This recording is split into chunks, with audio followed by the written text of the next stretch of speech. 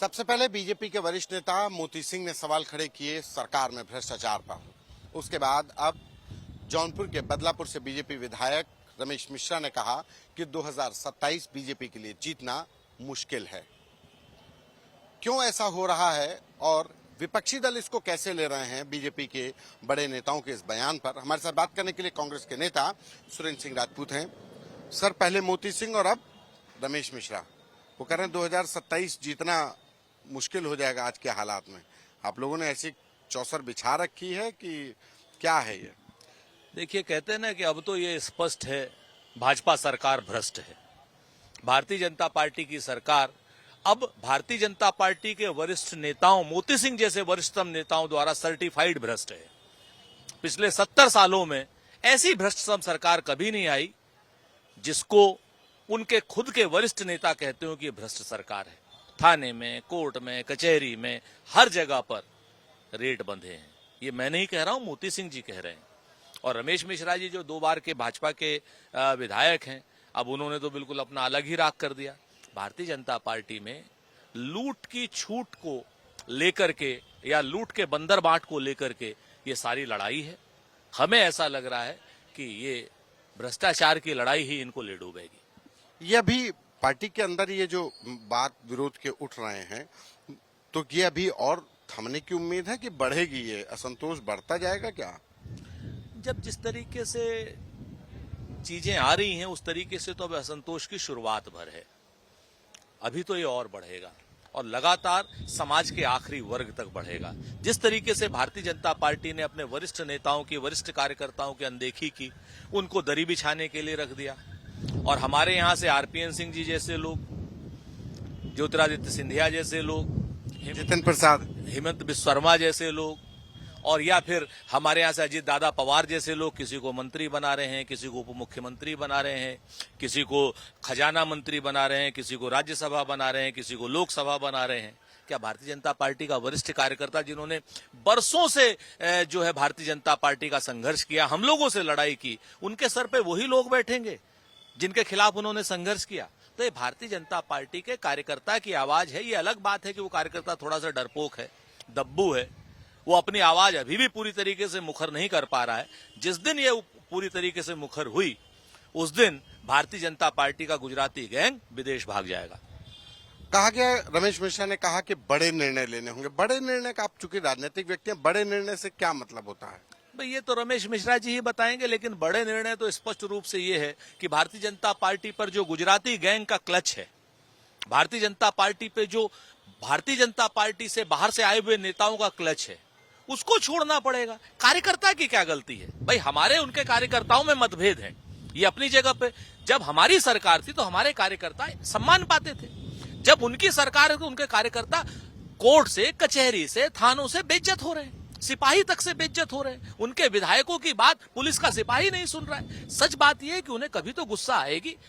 ये बात अपनी जगह पर है कि वो लोग अभी अपने उस गुस्से का प्रकटीकरण शायद उस तरीके से नहीं कर पा रहे, लेकिन गुजराती गैंग के खिलाफ एक भारी असंतोष है उत्तर प्रदेश में। और जिस तरीके से इन लोगों ने लोकसभा के टिकट बांटे और लोकसभा का जो रिजल्ट आया, इससे दिल्ली वर्सेस लखनऊ की लड़ाई और भी तेज होगी। क्या पार्टी के अंदर ये जो कलह है ये ज्यादा बढ़ती दिखेगी इसकी वजह से? कहते हैं ना, अभी तो ये अंगड़ाई है, आगे और लड़ाई है। हमारे साथ बात करने के लिए समाजवादी पार्टी के सीनियर लीडर सुनील सिंह साजन हैं। सुनील जी, ये कैसे देख रहे हैं? बीजेपी के 2 नेता कह रहे हैं, भ्रष्टाचार को लेकर के सवाल खड़े कर रहे हैं, और बीजेपी के एक विधायक कह रहे हैं कि 2027 में सरकार नहीं आएगी। देखिए, मैं भारतीय जनता पार्टी के उन दोनों नेताओं को बधाई देता हूं, और मुझे लगता है भगवान प्रभु राम ने उनको सद्बुद्धि दे दी है कि उत्तर प्रदेश का सच बोलो। उत्तर प्रदेश का सच यही है कि उत्तर प्रदेश में थाना हो, कचहरी हो, तहसील हो, अस्पताल हो या और कोई सरकारी दफ्तर हो, बिना पैसे के कोई आपकी सुनवाई नहीं कर रहा है। यही बात समाजवादी पार्टी के नेता माननीय अखिलेश यादव जी कब से बोल रहे हैं कि भारतीय जनता पार्टी उत्तर प्रदेश के इतिहास में सबसे भ्रष्ट सरकार है।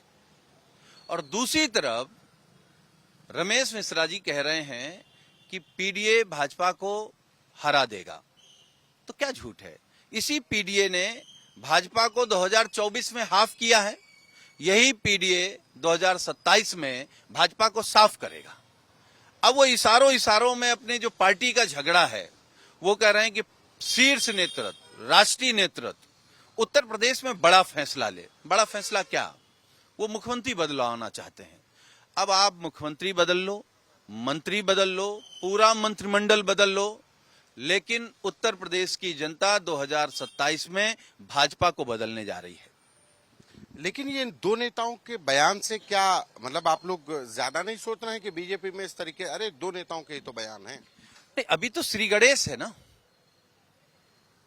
अभी श्री गणेश है और अभी तो परंपरा शुरू होगी।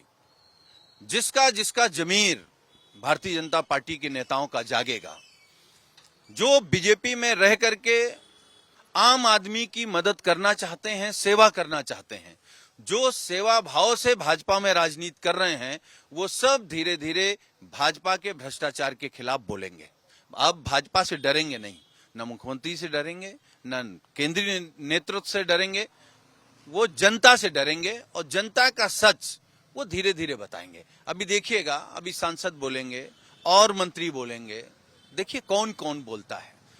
तो क्या ये समाजवादी पार्टी का जो पीडीए का फॉर्मूला है, पीडीए के फॉर्मूले की वजह से 2024 के नतीजे और जो नतीजों के बाद जो बीजेपी के अंदर अनरेस्ट शुरू हुआ है?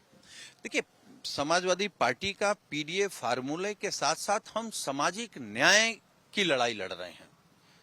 जो व्यक्ति भी शोषित है, पीड़ित है, वो किसी भी समाज का हो, किसी भी जाति का हो, हम उसकी लड़ाई लड़ रहे हैं।